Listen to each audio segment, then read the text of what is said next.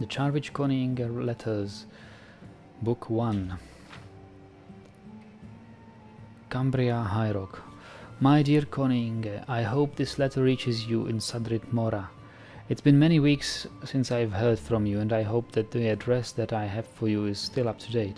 I gave the courier some extra gold, so if he doesn't find you, he is to make inquiries to your whereabouts.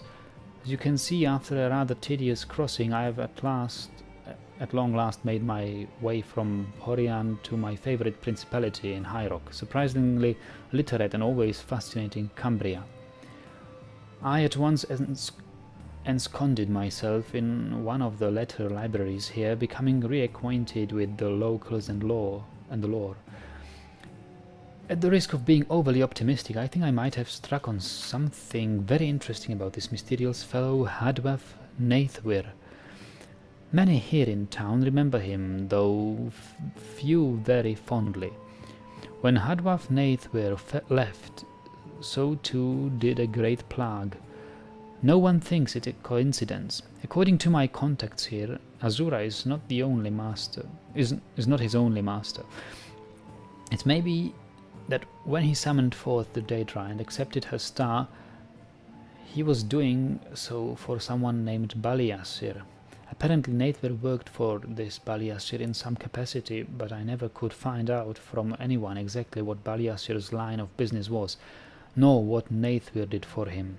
Zenithar, the god of work and commerce, is the most revered deity in Cambria, which served my purposes well, as the people are naturally receptive to bribery.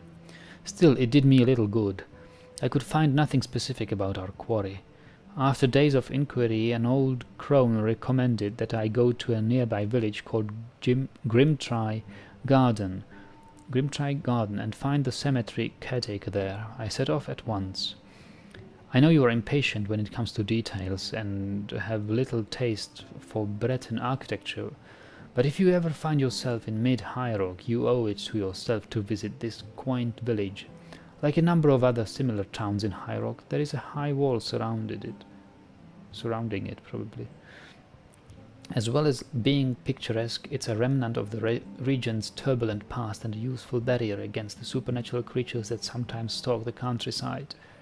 More about that in a moment. The cemetery is actually outside the city gates, I discovered.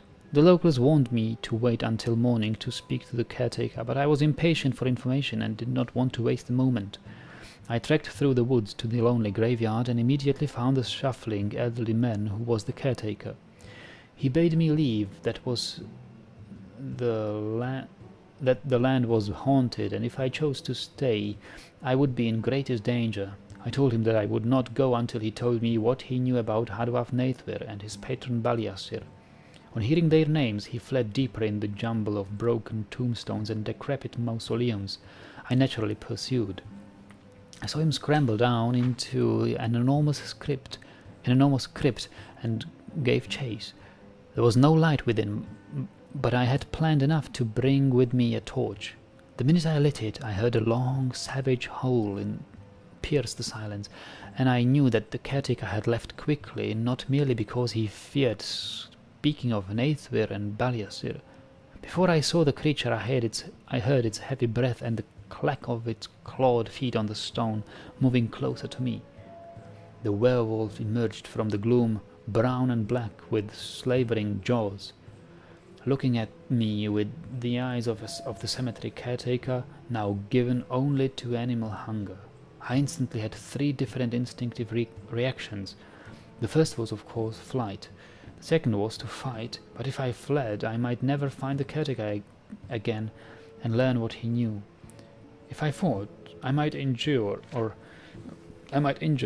even kill the creature, and even worse off. So I elected to go with my third option, to hold my ground and keep the creature within its tomb until the night became morning, and the caretaker resumed his humanity.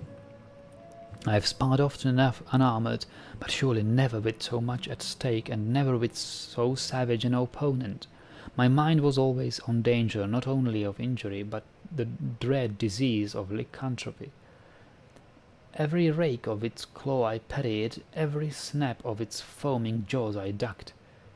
I sidestepped when it tried to rush me, but closed the distance to keep it from escaping into the night. For hours we fought, I always on the defense, it always trying to free itself or slay me, or both. I have no doubt that a werewolf has greater energy reserves than a man, but it is a beast and does not know how to save and temper its movements. As the dawn rose, we were both nearly unconscious from fatigue, but I received my reward. The creature became a man once again. He was quite considerably friendlier than he had been before. In fact, when he realized that I had prevented him from going on his nocturnal rampage through the countryside, he became positively affable. Here's what I learned. Nathwir never returned to High Rock. As far as the old man knows, he is still in Morrowind. I visited the graveside of his sister Perira, and learned that it was probably through her that Nathwir first met his patron. It would seem that she was quite a well-known courtesan in her day, and very well travelled, though she chose to return home to die. Unlike Nathwir, Baliasir is not far away from me. He is a shadowy character, but lately, according to the caretaker, he has been paying court to Queen Elisana in Wayrest. I leave at once. Please write me as soon as possible to tell me of your progress. I should be in Wayrest at the home of my friend Lady Elisbetha Mooling in a week's time. If Baliasir is at court, Lady Mooling will be able to arrange an introduction. I feel confident in saying that we are very close to Azura's star. Your friend, Charwich.